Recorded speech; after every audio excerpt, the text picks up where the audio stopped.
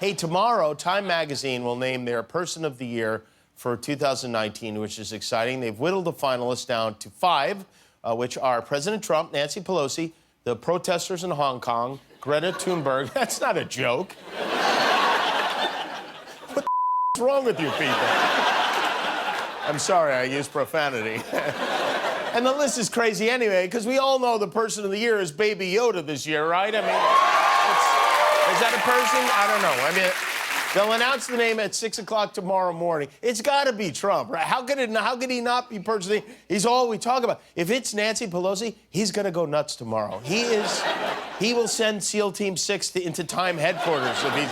Whether he gets Person of the Year or not, Trump is definitely getting impeached this year. This was another historic day in Washington, as not one, but 2 articles of impeachment were announced by the chair of the House Judiciary Committee, Representative George Costanza.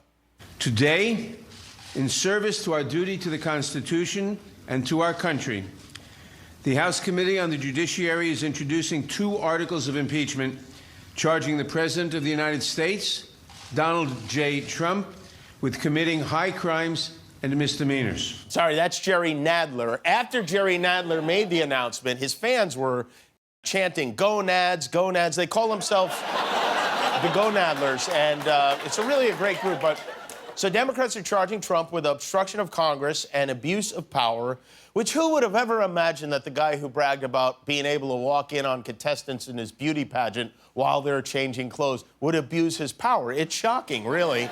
But Trump lashed out immediately. Of course, he said the articles of impeachment were weak articles. He tweeted he's done nothing wrong. It's a witch hunt. Read the transcripts. He did all his hits, but it makes no difference. The House will vote to impeach possibly as early as next week, and then the case will go to the Senate. Senate Majority Leader Mitch McConnell has not indicated when the trial will be held or how long the trial will last, but he did announce that the verdict will be not guilty. So McConnell and Trump, they've reportedly been arguing about how the trial should go. McConnell wants to do it quickly, but Trump wants it to take as much time as possible. It's like the tortoise and the hare piece. But the president reportedly wants to turn his impeachment into a show, into a dramatic event, because he believes this will hurt Democrats. There's talk he may even get Sean Spicer to dance the merengue at this thing.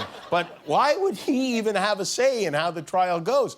He's the one on trial. You know, the Republicans are screaming that the process is unfair as the defendant is telling them how long he wants the trial to last. Meanwhile, with all this drama involving Ukraine and Russia, who do you think Trump had at the White House today? A gentleman named Sergei Lavrov, who is the Russian foreign minister. They really don't miss a trick. Last time Trump was with this guy in the Oval Office was in 2017. This is the time he inadvertently shared highly classified information with the Russians.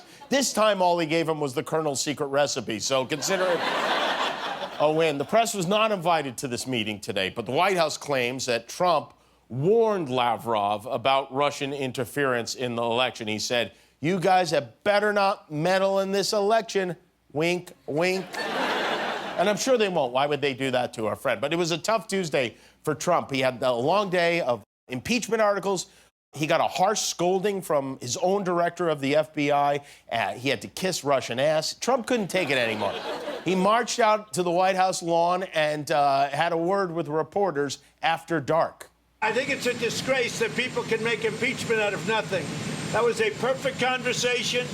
If you look at Mark Levin, he analyzed the conversation, one of the great constitutional lawyers, many of them have. They were perfect conversations. There's nothing to impeach on. What is going on there? It's like the Penguin is holding a press conference. You got that orange face in front of it's like a harvest moon or something. And then with that off his chest, thank you all very much. The president journeyed out into the darkness, never to be seen or heard from again. He just kept walking toward the monument, and there he goes. I am Jimmy Kimmel. Give back this holiday season. Buy my new book, The Serious Goose. I wrote it and illustrated it. All the money I make goes to children's hospitals across the country. So, you know what to do.